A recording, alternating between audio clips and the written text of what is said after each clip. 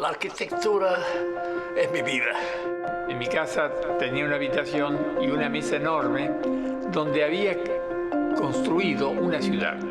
A mí no me gusta decir que somos los más viejos, pero de alguna manera me siento sumamente orgulloso de eso, ¿no? Nosotros en la escuelita hicimos una tarea muy importante que fue empezar a estudiar la arquitectura argentina como no se había estudiado antes. Yo estaba con Vladimir y con el racionalismo. Si tuviera que elegir en qué ciudad quiero vivir, sin duda que te diría que en Buenos Aires. Lo interesante de estas entrevistas es que vos nunca pensás, o sea, nunca se me ocurrió pensar qué es la arquitectura.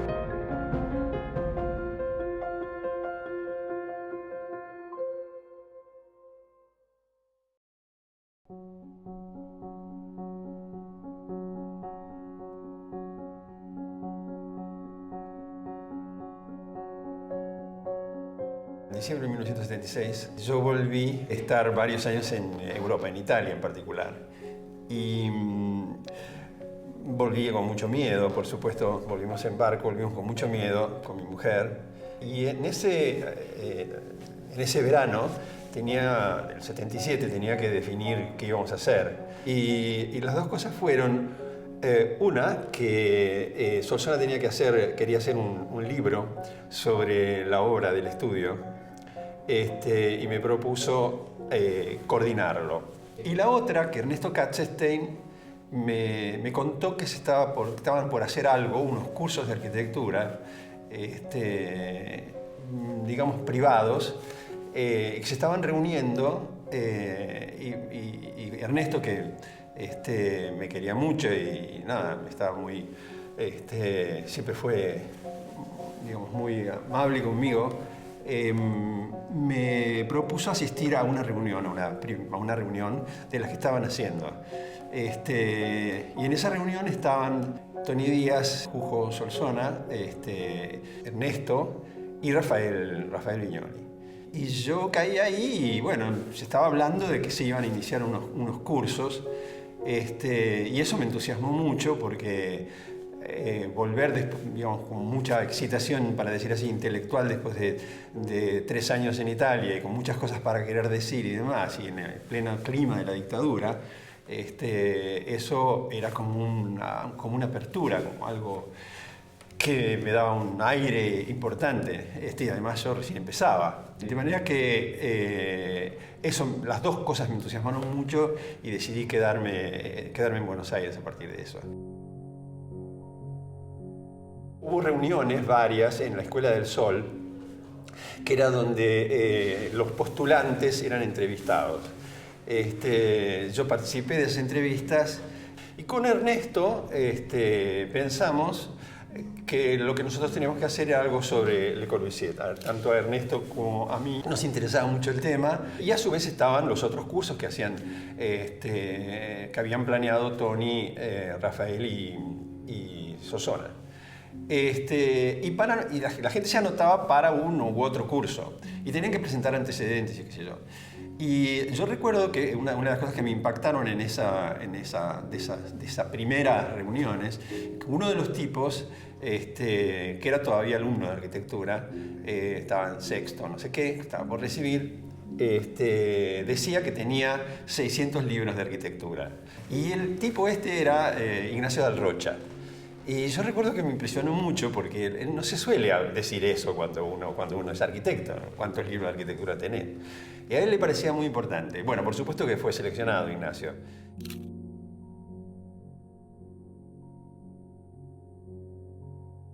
En julio de 1977, hacer una reunión en un lugar que no era un lugar público, que era un lugar privado, porque se hacían en un edificio que era de SOCMA, me parece, o de algún empresario importante con el cual estaban trabajando Solsona y Viñoly por las obras que estaban haciendo en ese momento, y que había cedido un par de pisos. Yo por lo menos tenía bastante miedo, y otros creo que también, por lo que yo hablé después. era como juntarse en un lugar gente que no podía, obviamente, ir a la universidad pública ni juntarse en ninguna parte. Así que, por un lado era muy estimulante, y por otro lado daba miedo. Yo realmente pensaba que en cualquier momento llegaba un carro de la cana y nos llevaba a todos puestos. Y en ese año también empezó a venir gente, se hicieron algunas invitaciones. Creo que estuvo Gandelsonas, me parece que fue ese primer año. Me parece que Silvetti y Machado vinieron años después, 2 o 3 años después.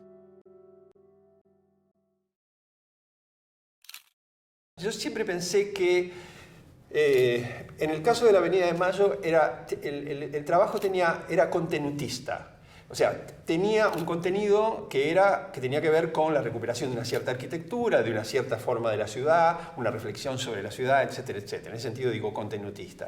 En cambio, lo que hacíamos nosotros sobre Le Corbusier y digamos, los textos que acompañan a los catálogos de las exposiciones que hubo en esos 2 años, era algo que negaba totalmente los contenidos y que estábamos muy convencidos que lo que teníamos que hacer, y se podía hacer en un contexto de represión, como era la época de la dictadura, era, como después se vio en el film de Aristarain, Tiempo de revancha, cortarse la lengua, digamos. O sea, la manera de sobrevivir era cortándose la lengua, no se podía hablar. Entonces, si no se podía hablar, lo único que se podía hacer era trabajar sobre la forma, y nada más que sobre la forma, sin contenido. Creo que eso, ahí empezó a haber alguna discusión. Después, lo que recuerdo es que en el 79 nos mudamos, y entonces se consiguió que Jorge Glusberg se diera un lugar en el CAIC, que era muy chiquito, era tremendamente incómodo para trabajar. Y ahí, digamos, yo ahí no recuerdo lo que hacían Tony y Solsona, insisto, Rafael ya no estaba. Yo recuerdo que tuvimos como alumnos, a mí me causaba mucha gracia, yo seguía siendo muy joven para esa época, a Juan Molina y Bedia, por ejemplo, a Marta Levisman, y yo creo que ellos en realidad se arrimaban, no era, probablemente por Ernesto, seguramente no por mí, con toda seguridad, pero por esto que estaba diciendo, ¿no? Porque ofrecía un espacio donde uno se juntaba y en definitiva podías putear o lo que fuera, pues sabías que el que tenías enfrente para Marta o para Juan Molina era Ernesto y no era un cana. Entonces era algo como que habilitaba eso, ¿no? Socialmente. Para mí fue mi primera aproximación, por ejemplo, para preparar ese curso. Fuimos mucho a la Sociedad Central a ver los números de nuestra arquitectura y todo, y para mí era un enorme descubrimiento. Y Ernesto conocía muchas de estas cosas y otras no, y fue muy interesante ese arrimarse a ese tema. Y bueno, cada uno buscaba su tema sobre qué iba a trabajar. Y ahí también creo que es interesante señalar que es en ese momento, en el 79, cuando, dado esto, Ernesto le propuso a Marta por qué no trabajaba sobre la casa de Victorio Campo. Y en ese momento entonces es donde Marta fue a verlo a Bustillo, y a partir de ahí empezó toda la relación con Bustillo, a partir de ese encuentro y de ese trabajo. Propuse, si les parecía mal, si yo daba un curso en el CAIC que se llamó Arquitecturas de la década del 70. Y ese curso, que lo daba los sábados a la mañana, yo para ese curso junté todo lo que yo había aprendido para mí de nuevo y de importante en mi estadía en Europa, en Italia. Contafuri y toda la Escuela de Venecia y todo eso. De la década del 70 en general, nos había tenido, sobre todo quienes habían estado aquí más tiempo, muy metidos en el tema de la política, en el tema de lo que estaba pasando, el compromiso, en fin, todo lo que pasó en la década del 70, y la arquitectura y los debates que iban habiendo en la década del 70 en el mundo pasaron a un segundo plano, no se seguían tanto. Entonces, Yo recuerdo que que una de las primeras, si no fue la primera imagen, le pasaba raspando, que yo mostré en el curso, era la tapa de Times, que tenía a Johnson en la tapa con su capa y el rascacielos AT&T. Y era, digamos, empezaba a esbozarse lo que después se instaló más como un posmodernismo. Y entonces, nadie entendía nada, nadie entendía qué había pasado. Y entonces el curso ese, de alguna manera, si alguna gente pensaba que le podía servir de entender qué cosas habían estado pasando, mientras acá habíamos estado metidos en otro baile. Así que yo creo que por eso tuvo algún significado. Pero para mí tuvo un enorme significado porque yo allí conocí a Anaí Valiant, a Jorge Mele, a Fernando Aliata, que venían de La Plata. Por eso digo, bueno, eso fue muy importante. Y sirvió para otra cosa porque al poco tiempo Lala Méndez Mosquera me dijo, bueno, ¿qué es esto del posmodernismo? ¿Por qué no escribís algo sobre el posmodernismo? Entonces escribí un trabajo sobre el posmodernismo que fue probablemente algo más, un trabajo, claro, de los rascacielos se publicó en Nuestra Arquitectura y era sobre los rascacielos, por él no le importaba demasiado a nadie. Pero el de posmodernismo, en suma, fue un trabajo que sé que ahora mucha gente lo leyó y era como que por ahí se interesó, en fin. Y ahí ya pasamos a otra sede que se alquilaba, que era en la calle Bolívar también. Este lugar era bastante grande y ahí sí entraron todos los tableros y había mucho más sitio. A todo esto hubo otra gente de mi generación que empezó también a pasar, como suele ocurrir, de alumno a asistente o a tener otro rol. Ahí creo trabajaban Sandro, Luis Ibarlucía y Edgardo Minón, creo que trabajaban con Solsona, con Tony Díaz. De todas maneras, en el 80 nosotros seguimos trabajando con Ernesto, todavía, juntos. Por otro lado, seguía también desde el primer curso, en todos los siguientes, siguió participando también Ignacio Dal Rocha, por ejemplo, de todas las distintas experiencias que hicimos. En mi caso, yo hice un primer curso. Ya me había animado con el primero que había logrado hacer en el CAIC, y entonces hice otro curso que se llamó De Alberti a Le Corbusier. Y ahí también apareció otra gente que después fueron importantes en mi vida y que han tenido un rol, porque Pablo Sepiurka y María Ochman acababan de estar un año y pico con Aldo Rossi, y volvieron y ahí nos conocimos, ellos participaron de este curso y eso también fue importante para cosas que siguieron después. Fueron viniendo distintas personas. Una de las cosas que más recuerdo, bueno, estuvo Mancio Williams en la inauguración, hubo también varias clases que dio Jorge Enrique Ardoy, y de los invitados internacionales, el más importante fue sin duda Aldo Rossi, que era muy amigo de Tony Díaz. Cuando vino Rossi, justo estaba en los kioscos un número de sumarios que era precisamente sobre lo que estaba pasando en ese momento, en arquitectura. Y había, creo que los arquitectos eran Krier, Rossi con seguridad, y no recuerdo bien el tercero. Este número había sido organizado por Marina Weissman. Y Marina Weissman, en la introducción, que no estaba firmada como Marina Weissman, sino como MW, decía que todo esto era parte, todas estas cosas eran parte de la Internacional Marxista, y que por eso tenían alguna vigencia, no sé, estoy reduciéndolo, digamos, pero eso era como yo lo leí en ese momento, ¿no? Y como Rossi lo leyó en ese momento, y yo recuerdo la escena en la cual Rossi agarró el cuadernito ese, que no era y dijo, yo no sé quién es el señor o señora MW, y hizo una explicación sobre marxismo, no marxismo, escaleras que eran fascistas o no eran fascistas, etcétera, etcétera, ¿no? Pero, digamos, me parece que vale la pena marcar estas cosas, porque en 1978,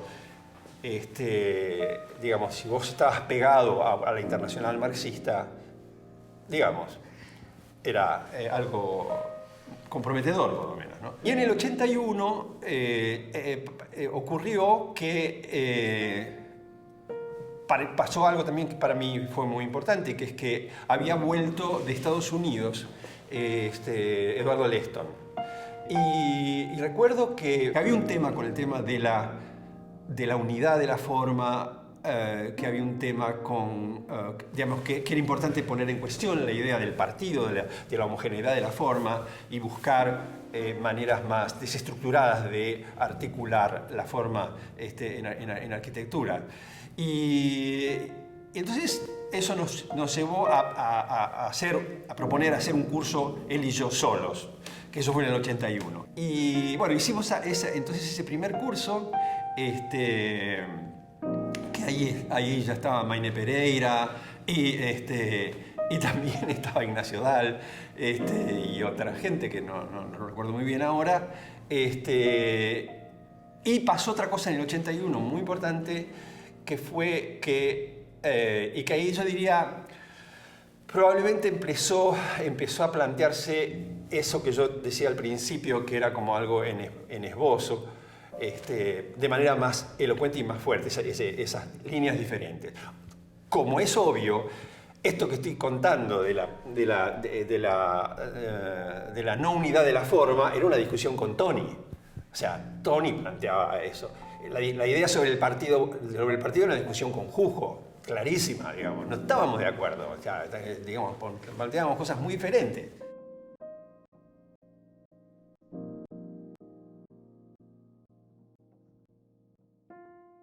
Yo me enteré de que Manfredo Tafuri iba a venir a Buenos Aires. Empezamos a hacer una investigación que fue sobre la Biblioteca Nacional.